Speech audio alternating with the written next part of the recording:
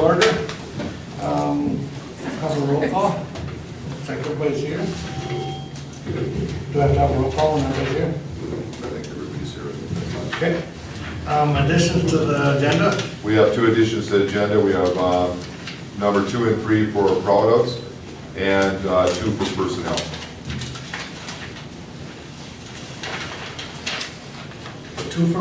Number two. Well, number 2 and number 3 for proud ofs, and then number 2 for personnel. Got it. Okay, do we have a motion for adoption of the agenda? So moved. So moved by Cheryl, Second. second by Kella. And I'm wondering with that, if we wouldn't be, if it'd be okay with the board if we jumped right to number, oh, that's right, yeah, sorry, yeah. Sorry about that. All in favor, say aye. Aye. All opposed, same sign. Motion passed. Sorry about that. Now we're ready to If you wouldn't mind, if we could jump to other business, it would be number 1. Just review and consider for approval for band and choir trip to New York during the 2014-15 school year. We just have 2 staff members here. Cheryl would like to present some information on that. You also in your packet, I believe, had an itinerary for that. Well, we would like to propose that next fall, the choir has taken a trip to New York. We started in 2002 and then in 4 years.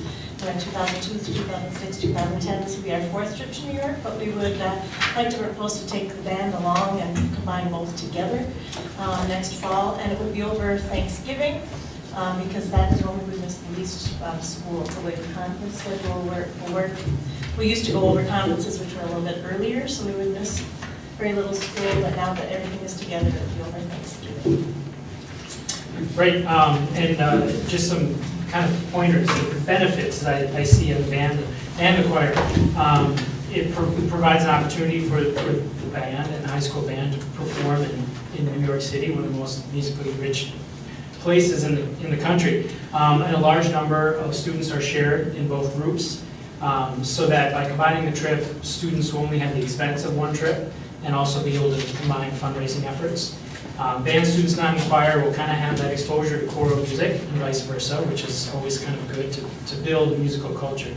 And of course, we can share the planning and work necessary for a trip like this. The itinerary will remain very similar from what you have. The only really added thing is a performance for band. And I believe that's on Thursday, is it? At this, yeah, I don't remember when he had put that. This is just a tentative itinerary. I asked John also from Leisure Time Tours to put together just a tentative idea of types of things that we could do together. It's very similar to previous choir trips, except that we would add a performance for the band as well as the choir.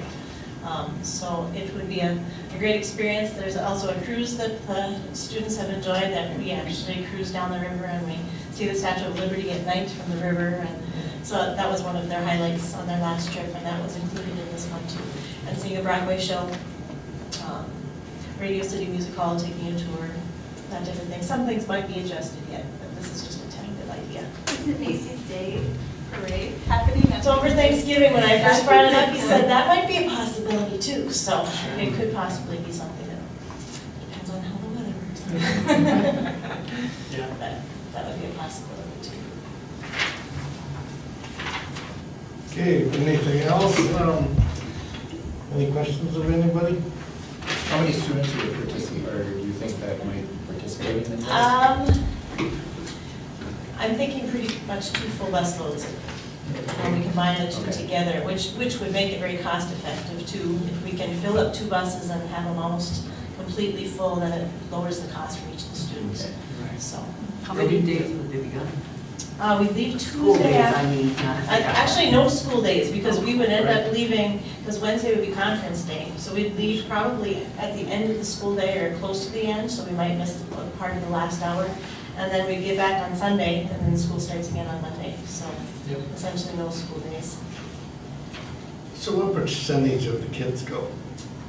High percentage. So most everybody's getting an opportunity here. Yeah. There's about 40 in band. So. And usually with my choirs, we end up 90% or more go. Okay. Is there some fundraising you can do, or? Yeah, we usually sell letter braids for the choir. We have the soup sandwich and song, silent auction, sell choir stocks, we could sell music stocks. He's doing a fruit fundraiser right now. We've sold Tupperware before. Yeah. Sounds good. Sounds very good. So, do we have a motion to approve this? So do we have a So I'll make that motion? motion. Moved by Deb, seconded by Kella. Any further discussion? All in favor, say aye. Aye. All opposed, same sign. Motion passed. Thank you. Thank you. Thanks for speaking to us. Okay, then next is the Proud-ofs. Congratulations to the FFA Small Animal Team. They placed fourth and will be going to state in April. Team members were Madison Johnson, grade 9, placed second, and Ryan Lee, grade 10, placed 10th individually. Other team members were Jesse Walls, grade 10, and Allison Nelson, grade 10.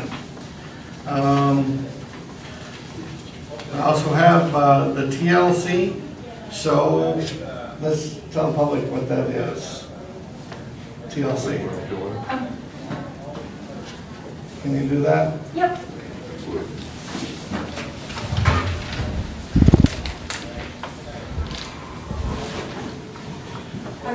Our TLC group is our Thinking, Learning, and Communicating program that is offered with our 10th grade health program. And we had several students, both leaders of the group as well as participants that took part in the activities of our TLC program two meetings ago, that presented to the board some of the different activities and things that they experienced while going through that curriculum. So the Proud-ofs TLC leaders for their commitment to creating a trusting, supportive, and inclusive climate here at the Paynesville Area High School. In grade 11, Taylor Berg, Jade Fluga, Gavin Hoffman, Alex Krantz, Anna Mogard, Kayla Schaefer, and Tiara Sievertson. In grade 12, Joey Christensen, Avery Davidson, Genevieve Delano, and Mitchell Flora. TLC participants for sharing their experiences with the program at our school board meeting and with our community. Grade 11, is it Raven? Yep. Raven Dom, Maddie Gray, Austin James, Trevor Mead. In grade 12, Don Anderson, Amanda Hensel, Corbin Hoekstra, Brianna Kemper, John Ruprecht, Jackie Solem, and Brianna Stang. Then we'll move to public comment. Do we have any public comment from anybody? Okay. Approve and correct minutes from the January 14th, 2014 regular board meeting. Motion? Make a motion by David to accept the minutes. Second by Lou. Any further discussion? All in favor say aye. Aye. Opposed, same sign. Motion passed. Okay, next we have a consent agenda. Now, Mr. Superintendent, you're going to have to help me through some of these of how we have to handle this, but it's review and consider approval of the following teacher lane change requests. These two staff members have fulfilled the requirements to make a lane change, and by contract, that's why it's on the consent agenda. So this is just a motion? You make a motion and vote on it, but it would approve that agenda. Okay, it's Kelly Whaler and Charles Whaler. Do we have a I motion? move to approve the consent agenda as is. I'll second it. A motion by Deb, seconded by Cheryl. Any further discussion? All in favor say aye. Aye. Opposed, same sign. Motion passed. Business. Just a quick note, we will ask for public comment after each business item. So if the public has anything they'd like to comment on, that's there. We'll try and ask after everyone, but if we miss it, raise your hand or something so we know somebody wants to speak. Okay? So we're at number 2. Review and consider designation of law firm to represent and provide legal counsel to District 741. The board does have a couple packets of 2 law firms that did present information and send it to me. I also did ask Ratwick, which is the law firm that we used at, for last year, for at least one situation that we dealt with. They did not send me anything. I don't know why they didn't send me anything. I really didn't spend a lot of time tracking it down from them. I felt if they didn't send me anything, they wouldn't be too interested in it. One of the groups is a new one, and the Rupp one is who we used for the one situation that we had. Now, they had broken off from Ratwick last year. So, but they were, he was the attorney that had the most information concerning the situation that we were doing. So I think that's why the board continued with that particular attorney at that time. Both attorneys, in my opinion, also at the Minnesota State High School, or not Minnesota State High School, the Minnesota School Board Association Leadership Group, I did also ask a couple other firms that were there to send us stuff, but they also did not send me anything. So really, from my point of view, these were the 2 that seemed the most interested in working with us. Rupp is, that particular law firm is a breakoff from Ratwick. And as you can see, they are in the cities, a fairly large law firm, where the other law firm, the JKA law firm, is smaller, but they do have some experience working with school law. So, you know, a few differences. With the Rupp law firm, they're pretty much the same as Ratwick as far as what they charge. You know, there's not a whole lot of difference. I think it's $210 per hour for the shareholders, and for the associates, it's $165 per hour. They do charge for travel. They do charge for virtually everything else. If you call them up, I know this because we call them, and when we call them, they charge for the time on there. Where the JKA law firm is a little cheaper as far as per hour. It's $175 per partner, $160 per associate, $80 per hour per pair if they work on it, but they don't charge for travel time if they were to come out for a meeting. Now, there's a downside that goes with that, because at the same time, they do charge a minimum of 2 hours. So even from the cities, if it took an hour and a half to travel here, half an hour for business, but then you would also have the hour and a half heading back to the cities. So certainly the travel time does have an impact on what we would have. The information that they provided you gives the experience and all of that. Is there any questions on that? I didn't want to go through all the pieces unless there's a question. There's a sizable rate difference. There is. On the people out of St. Cloud here, they have an interesting client list. Looks like they probably have some experience, even though their rate is less, with schools. They do have some experience with schools. They have been to St. Cloud. I know Holdingford is using them this year, and right now I did talk to that superintendent. He's very happy. You know, we've had the Rupp firm also represent us, so. But from my point of view, I think either firm will certainly meet our needs. Now, one thing I should at least mention, I did not go local. We really do need to look for somebody who has some experience with school law. There are local attorneys that we could have asked, but, you know, I don't think they have the experience that we're looking for in dealing with school type of situations. Well, I'll comment. I know Tom Jovanovich, and he's a very experienced lawyer. I don't think he specifically does school work, but that's certainly something you can feel comfortable with. He's closer, and you know, if they do have to come out, you can save some money there, and his rate is cheaper. So, and you know, Kevin Rupp did a nice job as well. I certainly don't have anything against that. They're in the cities, and they're more expensive. So, based on I don't know the other attorneys in the firm, but you know Tom, I respect him. He does a good job. So. It looks like JKA has been in existence working with school for many years. They worked in St. Cloud for a number of years, I believe, Sartell, they're working in Holdingford now. So they do have some experience working with schools. So we need, again, a motion to possibly approve one of these, and Yeah. then they will be our firm for the rest of the year. Yeah, I would like a motion saying which law firm we're going to go with, and it would be nice to also know who has access to the attorneys.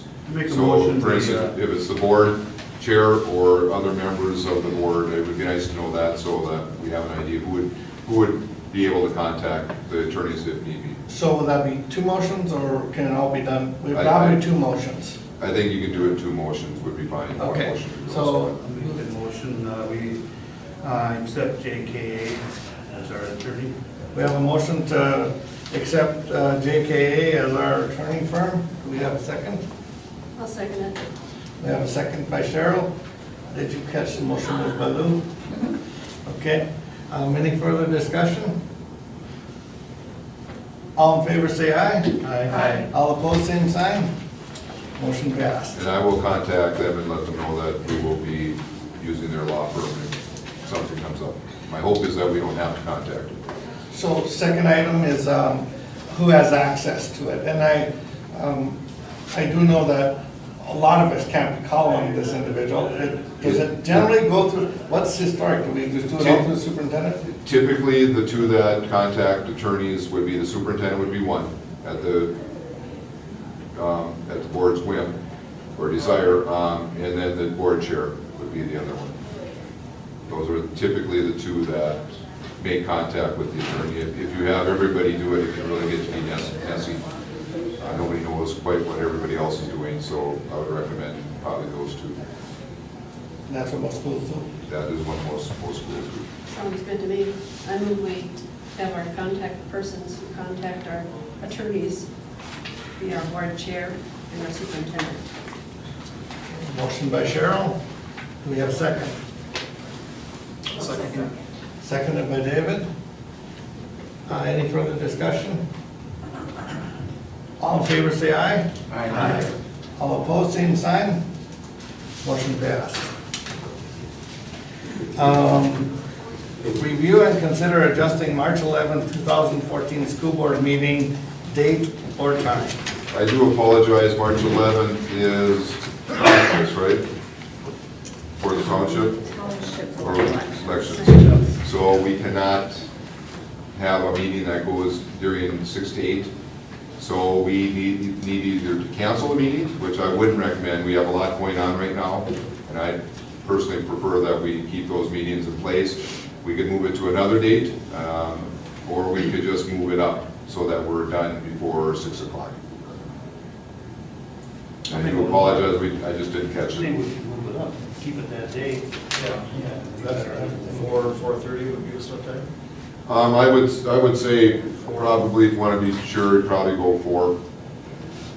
Again, we do have a number of things that are coming down the road that may need some discussion. Okay, Make a motion that we move the March 11th meeting to 4 o'clock. Do we have a second? Second. Seconded by Mark. Motion was by Lou. You have that? You probably hear it all comfortably. Sometimes not. I like it when you call them up. That's good. Okay. Any further discussion? All in favor, say aye. Aye. All opposed, same sign. Motion passed. Okay, we're on personnel.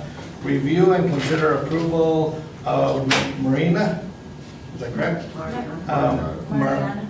Say that again. Mariana. Maria, Walter, high school food service worker, 3 hours per day effective February 12th of 2014. She is filling a vacant position at this time. Didn't we approve some extra hours for other workers? We did approve. To cover that? Not to cover that. That was mainly for the additional work that the new requirements for our food service do. That was at the elementary. Yeah, it really wasn't. It's just at the elementary, but it was not specifically for that. It really is, they need to prep food, take a lot more time to prep food. That's what those extra hours were. We had okayed that way at the beginning, or at the end of last year. I wanted to make it temporary again going into the end of this year. In fact, again, at the start of this year, we approved it. I think I'd just like to let things shake out a little bit to make sure that we need what we need and what we don't need. I think once we get the new worker aboard, we'll be fully employed, I guess, at that particular point. So now we'll have a better chance to see what we really do need and what we don't need. It could very well be that at the start of next year, you will hear me say we need to increase those hours. This is how we'd like to do it, and it's permanent. Yeah, we'd like to continue that. But there are some changes coming down the road in the food service requirements, and I'd like to make sure that, see how those changes take place. In some ways, they're lightening up a little bit on some of the things. So moved. Motion by Deb, Second. second by Cheryl. Any further discussion? All in favor, say aye. Aye. Pose same sign, motion passed. Then we have number 2 in personnel, review and consider approval of 89 additional temporary hours to Jennifer Morozek, community education for the remainder of the 2013-14 fiscal year. I will let Matt direct this. I would say that it's temporary for now, but do be aware that chances are we will come to the board at the start of next year to maybe do some things. We are increasing the number of things, but I'll let Matt explain that. Okay, thank you. You may not be aware, but as community ed, I have no full-time staff. I have, Jennifer is currently 4 hours a day, or 5 hours a day, 4 days a week. And Lisa is 6.25 hours a day during the school year. I've been here 15 years, and each year we've grown significantly, and especially over the last 8 years, many new programs. And we just can't function. We can't keep our office open, even normal business hours, for people to come in just because they've gone to a meeting and vacation. And so this is something we've needed for quite a while, but I run a very conservative budget and a conservative program. Did request it earlier in the year, didn't work to bring it to you at that time, but we've just grown and need it. We're self-sufficient, we raise our own funds, and we get great value out of that. So it would mainly affect the rest of the months of the school year. The summer it does not affect. We mainly have our staff work 4 days a week in the summer, just over our programming. So Does this give you one more day? it would get, yes, it would give us 5-day coverage is really what we need. So and that also helps for continuity for when we're doing programming and working on brochures, and just to have that each 5 days a week will be a big help. So. And I know that Matt will bring this up a little bit more, but we do continue to add things. We're looking at school-age childcare now, which will take Matt and a group of community members who have been very gracious to help with the development of whatever program we come up with. But all of those things take additional time. Matt out of the office to take care of those things. So Yeah, I'm glad you brought that up. I'll be talking about that in my report of an implementation plan I see for that. For the school-age childcare, but that's going to be a huge piece. To run a good, robust program, we're really going to need the support time in there too, which why I would anticipate this continuing next year too. So, and would budget accordingly. So This all covers, nothing's out of the general fund here. It's- correct. This is totally out of community ed. Yeah. Make the motion to approve. Second. Motion by David, seconded by Deb. You both of you spoke. Okay, I'll pick them. Any further discussion? All in favor, say aye. Aye. Pose same sign. Okay. Then we are off to informational reports. if you want to. Yep, go ahead. Okay, I'll go ahead with mine and then pass the mic forward.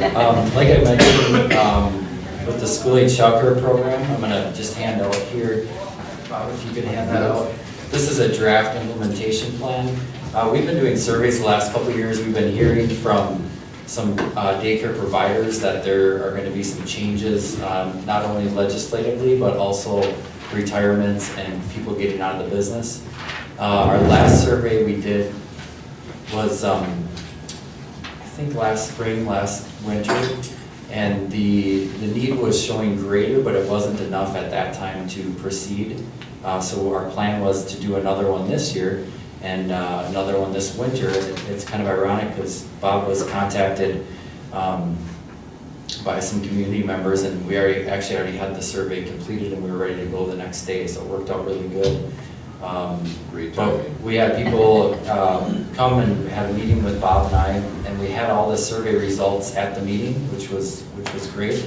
And what we're seeing is a huge shift in demographics and need in our community, which I haven't seen in the 15 years that I'm here. We had a program for 3 years and limped along. I think this is our third or fourth school year without it, but it just never had the traction. Now what we're seeing on our survey is next year's kindergartners and next year's first graders are our greatest numbers. We have as many as 42 strongly interested in after-school care, with a majority of those in that kindergarten and first grade, which is healthy for a program then too, to have them at the younger ages. So with that, we met, Bob and I met in January with a group of concerned people, parents that would like to see a program, and I came up with this implementation plan. So you can see in January, we've conducted all of those items. We did the survey. We do have a facility available for next year. David does have a facility at the elementary school, a very nice room and a good location, which was something we also really hadn't had in the past either.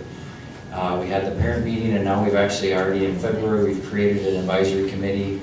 We're already got a very motivated group that are out collecting data and information on area programs.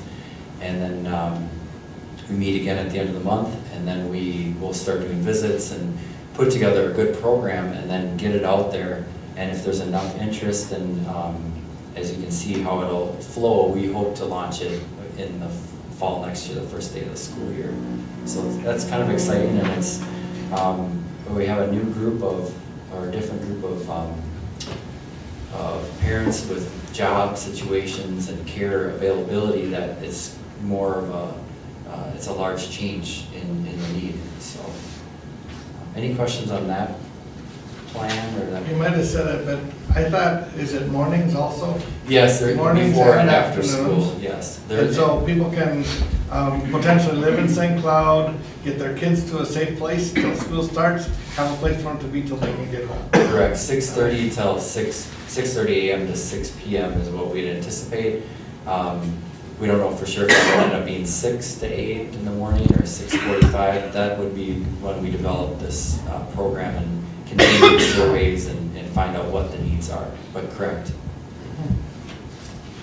Okay. Are you planning on serving meals to them also? A breakfast would be available through the school for breakfast, and then there's always a snack served after school. They have the federal government has a snack reimbursement program that we would be part of too. Good questions. The next items on my are kind of hectic right now. Our brochure goes to print on Friday, so we'll see that mailed out a week from this Saturday. Winterfest is February 22nd, our second annual. We've got quite a few new activities and so we're excited about that. Our next concert series event is Sunday, February 23rd. We'll feature Gene Nichols, Terry Nelson, Roy Colbert, and Lee Johnson, and that is a benefit for the food shelf. Our first one did get canceled due to the very, very cold, windy day on that Sunday. So, yeah, exactly. The really bad one. Fitness Center is having a good New Year so far. And other than that, any questions? Okay, thank you. Thank you. Thanks, Ben. Next, we'll go back to item number 1, Alright. secondary school principal. Well, thank you for the approval of the band and choir trip. I've gone on the trip now twice, and it is a great experience for our students. A couple different items that we have, kind of informational here, is we have our Natalie Utch, our FFA advisor and our ag teacher, has received 2 really wonderful grants. One through an alumni of our program, which was $2,500 through Monsanto Funds. he won a drawing and has donated it to our programs. So the alumni and the FFA will be looking at spending that. Most likely will go to the irrigation project that they have going. And then she also she has been writing a grant to the West Central Ag Sales Association out of Wilmer for the last 9 years, and out of those 9 years she has received the grant 8 years. So she received $300 this year. The grant that she had written was for 5, so she's done a great job trying to bring money into the program from area supporters. So I thank her for her extra work in there. Our middle school activity day was on last Wednesday. There was a lot of fun had by all. We went skiing and bowling and skating and swimming in the area. Teachers with students, it was a great day to kind of reward them for their hard work in the classroom. We also had our middle school spelling bee. Our district top speller was Bailey Whaler. She will go on to the regional bee next week, so she's pretty excited about that. Our 7th grade, we had a tie for our top speller in our 7th grade. Bailey was also our top 8th grade speller. Our 7th grade top speller was Abigail Carbajal and Abby Feigum. And our 6th grade top speller was Emma Shoemaker. So, and all 3 of those actually tied for 2nd to the overall spelling. So they did a great job. Our Sweet Fest activities are going on in the high school, and we'll have coronation this Friday. It'll start at 2 o'clock, where we'll have our variety program, and then the crowning of our king and queen. We'll have the dance following Friday evening. A little information, Jackie and myself have been meeting with our 8th grade and our 10th grade students to go over their results from earlier this year, right after Thanksgiving. We took the Explore is what our 8th grade students took, and the Plan is what our 10th grades took, and those are like practice ACTs. Respectively, they have a certain percentage of the real ACT in them. And I wanted to show you a little bit about our school results, and also show you what the students did receive back individually. So it's not going to take very long, but if you want to turn this one, you don't have a copy of. This is an example of the student. I don't know if you want to move or just look. This is an example of the student report. So you'll see they have a composite score there of 23 out of 32. This is the Plan, this is the 10th grade. This is about 80% of the real ACT. So it'll show the students what they received. If you look on the left-hand side, this student had an English of a 21, mathematics 22, reading 23, science 25 out of 32. The next column you'll see is how they can relate to 10th graders across the United States that also took this test during first semester of their 10th grade year. If you follow along to your right side, you'll see your estimated composite score. If they would take the ACT right now, they're out of a 36-point test. The extrapolation in the ACT formula is this student would have received most likely between a 25 and a 29 on their ACT. So it kind of gives a student where are they at, where is their starting point. If I want to do better, what areas should I look at? If I'm doing pretty good, should I keep doing what I'm currently doing and registering in the classes that I need to? So if you follow down that right-hand column, and if you can move the cursor down on your right side, yep, there you go. Keep going one more. Okay, where it says Profile for Success. Students they do a interest inventory, and they kind of get to what are some of your career goals that you want, what careers are you looking at. And from the career that the student was looking at, you'll see he was looking into engineering and technologies. They'll say students that are successful in this area usually enter college with an ACT around 24, 28. So it can also help a student, okay, am I where I need to be, or do I need to intensify my focus in school at this time? or am I doing what I need to do? So it's more of just a thermometer check on how you're doing. If you look at the middle box, you'll see the college readiness score. They do have benchmarks. ACT has set up benchmarks. As a 10th grader, you would want to see your students at that 15, 19, 18, 20. And so this is where we can look at intervention programs if need be, or look at, college courses. How many students do we have in each of these areas? What types of programs should we be offering as far as where our students are at? And that's information that we do have in teacher reports, looking even more specifically at the types of information that students either need or to move forward in the areas they want. So if you move down, Bob, if you move the cursor down even further, all right, this is this World of Work map. It's actually a site that Jackie and I worked with each of the students and showed them how it works. From the interest inventory, they'll come up with the shaded areas. You can see the students is like number 6, 7, and 8. You can click on each of these dots and it'll show an abundance of different careers in each of these areas. You can click on the career and then it'll talk about what a person in this job does what are their responsibilities, what are their work climates, what are the jobs that they do. It will also show the average salaries of different people in these careers. It'll also show if there's an increase, if the job market looks like there's an increase in jobs in these areas, or if there's a decrease, so they can find out a little bit about that. Then you can go further in this site and it will also show what kinds of majors should a student look at if they're going to college in this career. And then also what are other careers that are similar but still different. So when we counsel with the students, we're saying, if as a junior, you're going to start looking at colleges. If you can find 2 or 3 careers you're interested in, what types of majors will get you into those careers?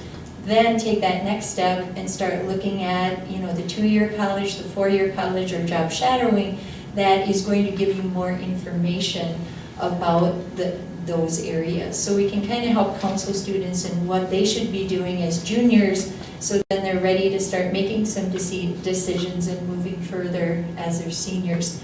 And this all falls into play with part of, you'll hear more of, our career readiness plan for our school that we need to look at developing into next year, is more of this career counseling that we're going to start working towards. We are also presenting this information to parents in our 8th grade and our 10th grade conferences as well. So students, one, will hear it for a second time, also giving parents a chance to be informed and get this information. And I think Bruce's conference, he was one of our first that had the information presented. So I think it's a really good tool, and the conferences have been very successful and interesting for us. So that's kind of the individual student data, and now if I can Can I ask have... a question Yeah, go about ahead. this? So is there any data on this to actually where these kids go, or is this so new that it's not really a directive? And the only reason I ask the question is I knew lots of people that had left high school with this career in mind, and it didn't work for them. And I wonder sometimes if it upsets their college education rather than get in a little more generic and maybe not quite so directed. When we went to the workshop a couple of weeks ago, that question did come up, but I can ask Angie Judd, who's runs this section for the MDE, and see if they do have any information. I don't know of any. I haven't seen any presented. My second question is up. Go upwards. As a parent, when I was there, for me, the admission standards right there Yes. was the most interesting of all. And it actually wasn't on Bradley's report, but sometimes when I look at these things, I'd like to know where our kids stack up against the rest of the nation, because that's who they have to compete with as soon as they graduate. Yeah, and you're gonna see that on the school, the report that didn't go home with the kids, it's on the school report, but if you can you move it to your right on the lower bar? Can you move that bar over? Okay, if you look under the admission standards, and within our area, our state area, Jackie and I both feel that we have to look at the higher numbers, the 21, 24, 26, and 30, with the colleges in Minnesota, Iowa, North Dakota, and South Dakota. As far as if you look at your ACT scores, students that are scoring kind of that 21 are going to get into most college programs. Your traditional, the 24, you kind of start those scholarship breaks at those different breaking areas like that 24, 26, and 30. You know, or as programs get more competitive like nursing, those are some of the breaks that you'll see. So that's that, and it isn't on the 8th grade because the 8th grade they go into the 10th grade and then 10th grade starts to do that, so. Okay, now if you can back out of that one, Bob. Well, I will tell you, when I was there on my report, sometimes I wonder if parents get the deer in the headlights kind of thing, because you're throwing so many numbers at them, and maybe their curiosity could be similar to what I'm thinking is, where do our kids rate, so when they get out of school, they know where they're at, and I struggled on that report to actually find it. Yeah. When the students took their own, go ahead and you can click on the next one. But when the students came in and met with us, we actually gave out, it was a booklet for them to take home that actually is something that a parent can look at in more detail and a little bit slower, that gives more I have one in a locker somewhere. You have one in a locker somewhere. And I think maybe from that, maybe we should wait and hand those booklets out when we do the conferences instead of sending it home with the students. So you do have one, and if you can't find it, or if anybody can't find it, I can get one home to you. Now, if you look at our school report, this is how our students are measuring up, per se, against other students that took this same test at this, during that first semester. They do break it up between first semester and second semester. So our Explorer was given to our 8th graders, and if you look at our English, that is the one area that as we look at it in our English department, we'll get even a more detailed report, is there's areas that we can work on. The really dark, the black is the national, and we are trailing just a little bit behind there. We're at 13.9 and the national is at 14.7.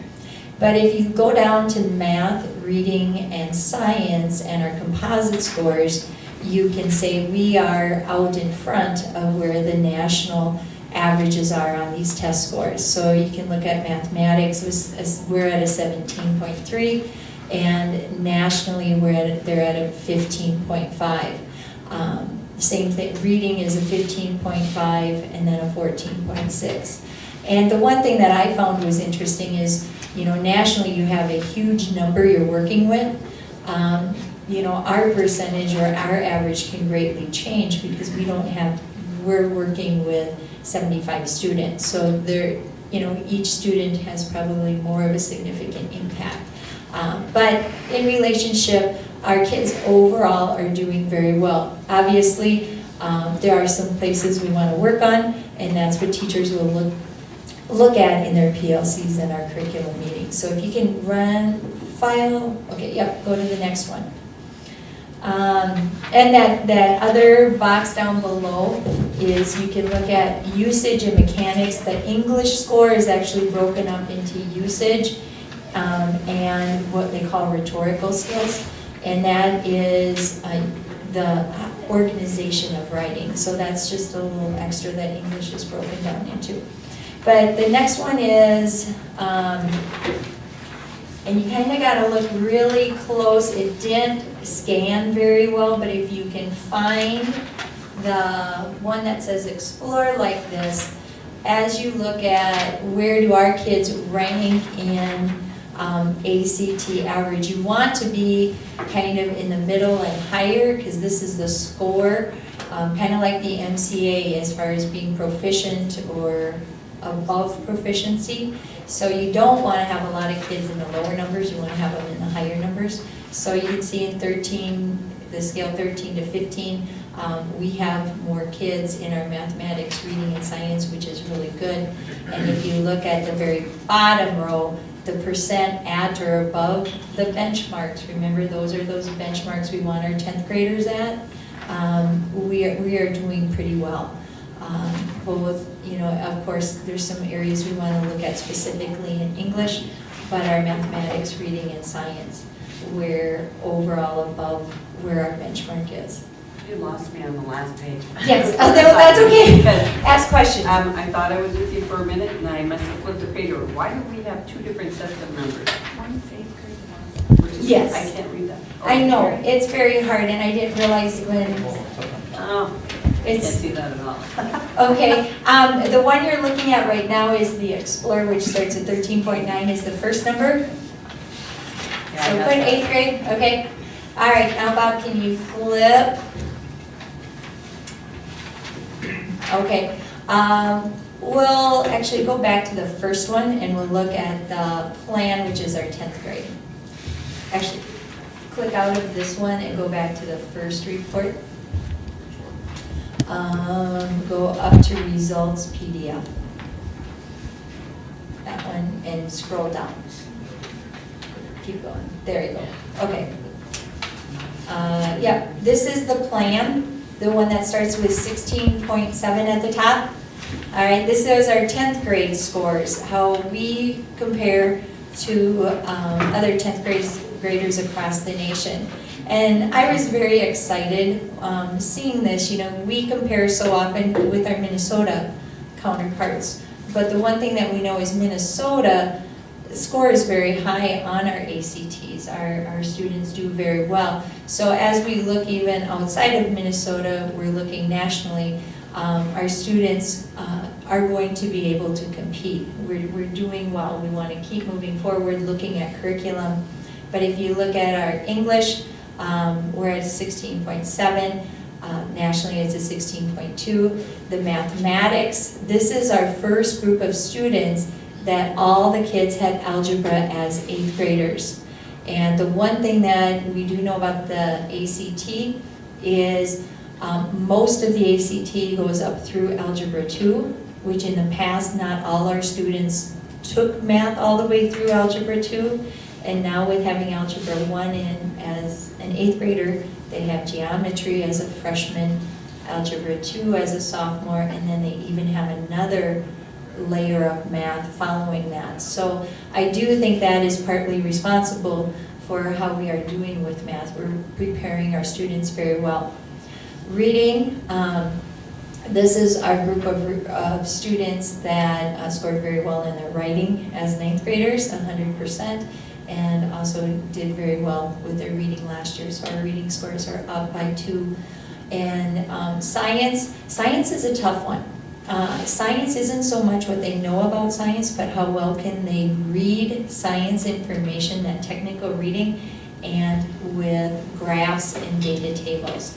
And this is one that usually we have as a school district scored very low with our juniors and our seniors.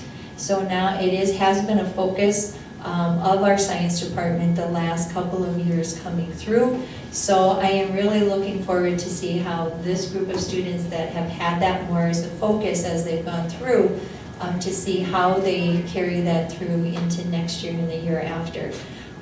Because there is a lot of graphs and data tables, and it is a time to test. So it's how quickly can they read that, understand it, and answer the questions. So this has been a focus, and this is that first group of students that we really looked at creating curriculum that focused on that, and they've had a chance to practice it. So going to tell them time test too. I think I just did, didn't I? It is a time test, and they have, I think Mr. Thompson figured it out one time. It's like a minute and a half a question. So it's they have to keep on task and moving through it. So you don't want to ever sit back and say, we're doing just great, we're going to coast. We want to continue to work hard and look at what we're doing each day. But I think at this point, our students are going to be competitive with whatever careers they decide to choose. Any questions? And you're always welcome to stop in and see more information. This is just kind of a tidbit of what we do get, and our teachers will be getting more to kind of dissect. Has the program changed a lot for the 8th graders? Or could we assume that the 10th graders would be, if they tested in 8th grade, would be similar? This group of 10th graders have seen a lot of changes in curriculum. Our current 8th graders are in that same track of what our current 10th graders are on. Yeah, because it looks like, when I look at 8th grade and the amount that we're over the national average for the 10th graders, we increased a fair amount of. I hope to see it continue on Difference. that path. Like I said, this group of 10th graders is the group that we really did focus on when we started looking at PLCs and working with standards and changing the curriculum. So it's hopefully going to continue. Okay? I think that is all I have. Any questions that you might have? You're always welcome to look at, some more results, or make sure if people ask you, they can always come in. And one thing that Jackie works very hard with students, and we want parents to know, is as they're looking at college visits, career information, that is a big part of what she provides for our students in the 9th through 12th grade students, so. Okay. I think it's great. When I first saw that through, I was always curious where you stacked up against people that we would run into when you got out. I felt the same way when I came through our system, and here you have a little bit of an indicator. I think it's wonderful. The Plan and Explore tests have been a good. Yeah, very nice. It's been a good indicator. Thank you. Before you, can you just sign me out? You don't have to now, but I think we'll do Yes. this later. Okay, number 2. Our elementary school principal. Over. Well, we're in February, which is, we're in the middle of celebrating I Love to Read Month, and what we've done this year is made it an Olympic theme, I Love to Read Month, and we had an opening ceremonies, and we will have a closing ceremony, and we have lots of different activities planned. We have an award-winning author coming in, but that'll be in March because he was booked up for February. So lots of different activities. Today we had Bev Beavers, one of our paraprofessionals, registered Paynesville in a contest with Wild Country out of St. Cloud. They had a promotion, Wild About Reading, and they chose our school. And so today, Brooke Stevens, one of the on-air personalities, came to 2nd grade and read some books with all the 2nd graders, and she did a really nice job, so that was pretty cool. So, and Paynesville Press was there, and that was taking some pictures and things, so you'll be able to see some of that. In March, we will begin all of our targeted services programs for students who need extra help on MCA skills. We have 2 after-school programs and 2 before-school programs, and we try not to overlap on any of those, and so we're hoping to get pretty good participation. We had really good participation last year, but this year we've added 2 more targeted services programs, so we're really excited about that, and hopefully we can help those students out. Last month, well, in December actually, I applied for math and reading core people through a grant, and I should find out next week whether we were awarded either of those. We've had reading core in our school for the last 2 years. Terry Davidson has been doing that, and she's worked with close to 100 students already that are kind of bubble students, kind of a little bit behind grade level, not quite qualified for title services or special ed services, and she does a really good job with that. And so we're hoping to continue that. The math core person would work with students in 4th and 5th grade, and our numbers are a little bit larger in those grades, and so that would really help us out. So we're excited. Hopefully next week we'll get some good news. So any questions for me at all? No, but I do want to share something with you. I have a woman that does run a daycare, the food program comes through and check. And they always give you some little thing to share with your kids, and one of them was a book. It's usually a book or a video or something. And I had a first grader walk past the table, and he looked over and he read the name of the author, which shocked her in the first place that he could read the name.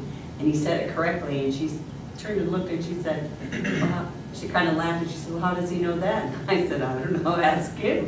And he said it was the author of the week or something that they're, and but in the way he said it was like, well, he's the author of the week. I was like, oh, okay. So whatever, those kids really do pick up on that stuff. They do. And if you're in our building right now, you'll see in front of the district office, each grade level has their team, kind of their flag that they did their opening ceremony, and it's hanging up on the wall. And I don't know where we got the rings. I don't know where that came from. But it's pretty cool. And then in one of the display cases by the media center, we have the staff they have a picture of themselves when they were a kid, along with their favorite book from when they were a kid, and it's interesting to try to guess who some of those people are. So it's kind of cool. So there's a lot of activities going on. So I know I'm spending a lot of time reading children's books at the moment.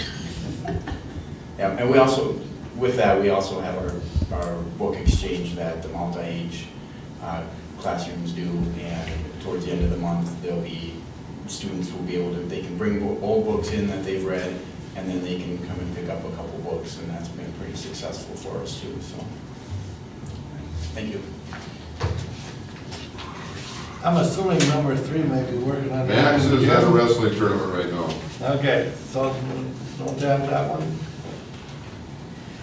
Then number 5, teacher negotiations. David Johnson.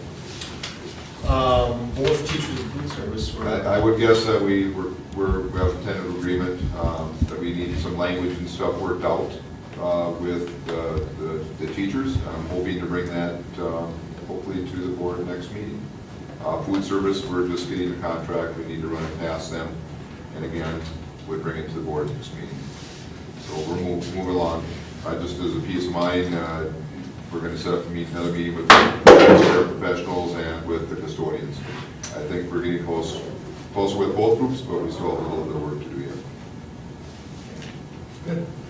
Then your report. Just 2 things. One, just an apology to the community. At the last board meeting, we were taping it, and because we did not check the memory card filled up and did cut off a portion of the meeting. So I do apologize to the community for that. It was certainly not intentional. Did not mean to do that, and we'll try to be more careful on that. Certainly the community can go to the minutes that have been approved now and see any results and any decisions that were made by the board after that. But we will try to keep a closer eye on that so that we don't cut those off. One of the things that was cut off was my discussion about the snow days. Okay, so I'm just going to bring it up again. We are going to, at least at this time, schedule 3 of those snow days. One will be on March 25th, which would be flipping the teacher's in-service day to June 2nd. Okay, one of those snow days will be made up on April 21st, I think, which is the day after Easter. And there's no school scheduled for that day, so there's nothing to be made up. It'll just take the place of that. The 3rd snow day will be on May 30th. That currently on the school calendar would be the teacher's workshop day. That would be moved then to the 3rd of June. The 4th day at this point, I would rather just wait before a decision is made. We're looking at the staff certainly making it up, but there's a number of different ways we can do that. I would rather have some flexibility depending on how many more snow days we have. It's still winter. You know. Well, state tournament's still coming, so. Oh, yeah. Yes. So certainly that we could have more snow days, and if that happens, then I think I'd like to reevaluate that 4th day. But at least for right now, I'd just like to wait on that one. UHL, we just double checked with them on how they're coming with the recommissioning. Unfortunately, they will not get us the information until the middle of March now. They both excel, and Ewell said that they are way behind on the recommissioning, so it's going to be about mid-March. I wish it was faster. They're doing their best, but they do want to be thorough. So I'd rather have a good report and have it take longer than going fast and missing something. They did say, just what came back to me was that there's more work here to be done than they thought. So just a heads up. Certainly that will come up as we talk about facility. Moving right into that, I have started to contact a few community members to be on our facility committee as we start to talk about what kind of project, if any, the board does want to move forward with. So right now, with this being moved back, I would still like to have one meeting before the end of February, and then maybe one meeting even before Ewell comes out to present, just to bring up all the members on what has been done in the past. And certainly as those meetings take place, we will make them open to the public. Certainly they're invited to come in as we set the dates for those meetings. But the date for the end of February has not been set yet. So as that comes out, we'll certainly get it published for the community to come in and listen.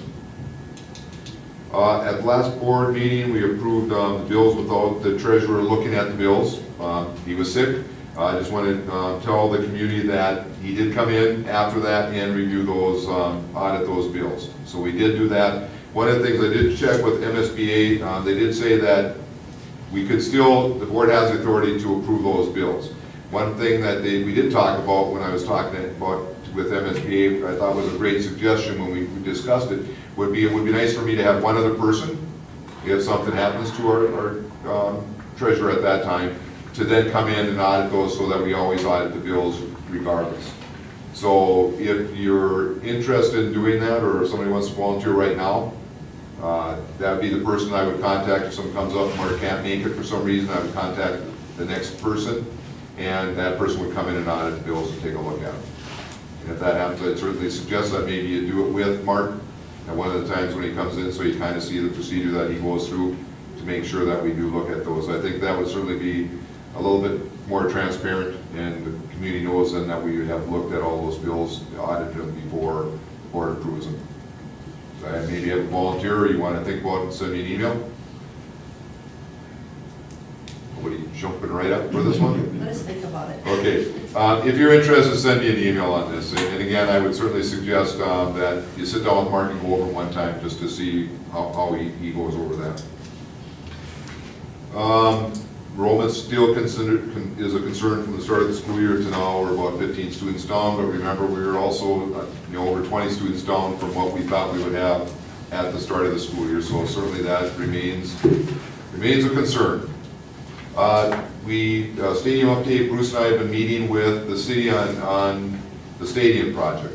That's part of it is just to see how things will go, and we have kind of run into a couple of glitches where we've got to get some things to the state so they can look at them and get them back to us on the schematics and the plans and stuff. So that's going to take a little bit longer, and then we've also run into a little glitch about it's big enough so that we have to look at the sprinkler system.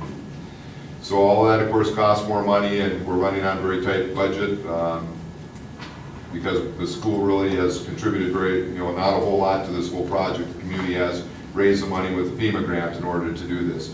We're working as fast as we can on it, but of course then the other discussion that we've had is the issue about selling alcohol on school property during certain specific events.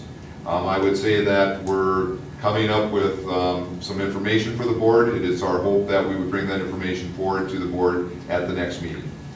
That's our meeting. We have another meeting set up with the city and the Baseball Association to talk over a few more things, but then we'll bring that forward. At that point, it'll be informational for the board, not to make any decision, but to look at the information, to bring you up to grade with all the information that we have. And then I would say that we'd be setting a meeting to meet with the community for any concerns that they would have, any discussions, that type of thing. Any questions so far? Okay, so that'll be coming. MSB Leadership Conference, I thought it was a great conference. A number of things that I just went to, and I'll ask the board maybe to fill in if they've got something else to share with that, is I went to, in fact it was Caleb, we went to a building a board everyone trusts type of thing. I think you were there, Cheryl, and I think Bruce, you also came to that. I went to some things about any past practices, strategic planning, the on-session for the legislative session that's coming up, because, you know, it's a little different when they're not budgeting. Finance update from Tom Melcher, who is the program finance director for the Minnesota Department of Ed. School board learning walks I thought was very interesting. Talk about that. And, a school that had increased science test scores tremendously, and I went to one of those things. Anything else the board would like to just maybe bring up as far as what they attended? Hate to put anybody on the spot. Well, I wonder, we all went to the meeting, and I know of some other things that in talking with some others that were great ideas to bring up.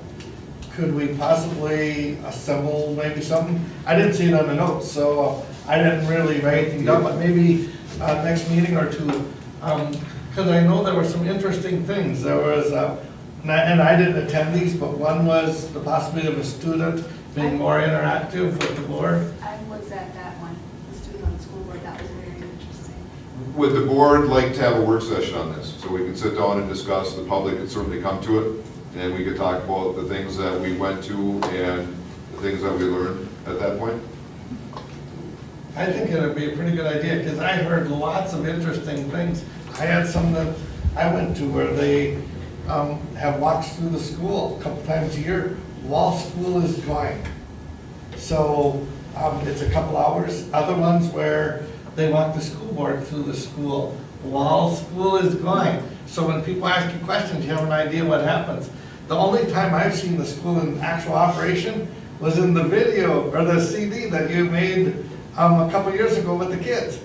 It was really kind of cool. Most time I'm here, it's half empty. You know, or it's school conferences, there's nobody around, you don't really see anything in action. But I think, what do you think? Do we have a meeting? Yeah, I would like to, yeah, does that make sense? I mean, A work session. I think it would be great, because we go to the conference, we all split up so we can cover more subjects, so everybody, you know, so we can bring in more information. But we really don't get together to talk about it. communicate to each other about what we've seen and thought about. So kind of looks like consensus that we'll set up a work session for that. I'll try to find a date that will work then. A couple fundraisers, just report the board. They're both FFA fundraisers. One was for the fruit sales that they had in November, December. Revenues were $20,635.50. Expenditures were $16,254.54, and the profit was $4,380.96. So not too bad. And then they did another one, the corn drive. Revenues was $1,734.11. Expenditures were $1,067.06. And then they came up with a profit of $667.05. And they break it down into camp courage, scholarships, and then just going to the chapter itself. So those were the two fundraisers, that information that I've gotten. At this time, we are evaluating our photocopiers and our printers. I've got a couple groups coming in. Marco and Loeffler are both taking a look at it, coming up with a plan on how we might be more efficient. We still have a lot of discussion to do on this, but it's really as much budgetary and efficiency as anything else, just so that we can run it the most effective and efficient way for everybody. Just a reminder, I just sent you out some information on the CE Capitol visit. That's on March 11th, 2014. I'd love to see at least one board member go and a couple of community members. I think we've been pretty good about being able to get people to go to that.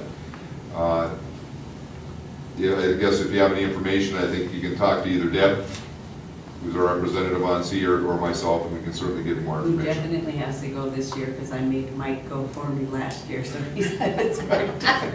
So you're going this year then? Yes. Okay, so Deb would be a good contact person if you're interested, but we'd love to have, you know, a couple of community members who might be interested in something like that. I think it's a great learning experience for them also, to be able to do that.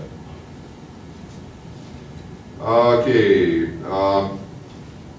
myself and the other administrators are meeting with a group of teachers to talk about their new evaluation system that we have to put in place. And that's been an ongoing meeting. We made a lot of good headway at the last meeting, and we're going to continue to meet about that. One last thing, or at least a couple things. We did not get a lot of good close-up shots at the last meeting of the roof presentation. It's my hope that we will get another chance at the facility meeting to probably tape that and then be able to have the public take a better look at it. There weren't close-ups, so although you can hear him very well, you really can't see the diagrams very well, so we'll try to correct that. Also, at the next meeting, they are going to, how many of you have seen when they bring all of our elementary kids into the gym area and sing before the game? I think I would love to see, if the meeting goes longer, I'd like to really have the board take a break and maybe just pause the meeting for just long enough to go down there and see that. And if it's the board's wish, I'll put it right on the agenda so that the community knows that we're going to take a recess, go down and see it, and then if we have anything else. Now, if we finish early enough, then we wouldn't have to do that. But if you haven't seen it, it's really cool. And I think that it would be something that the board would really enjoy. If it's all right, I'll work that into the agenda somehow, or so that the community knows that we're going to do this. I'd love to see it, and I don't think our presence would be. I think it would be great if the board would be willing to do that. I think it truly is a wondrous thing, I think. So if that's right. With that, that's about all I have. Okay, do we have any other sharing? Quick question. The negotiations you're talking about for teachers and food service, is that last year and this year, or this year and next year?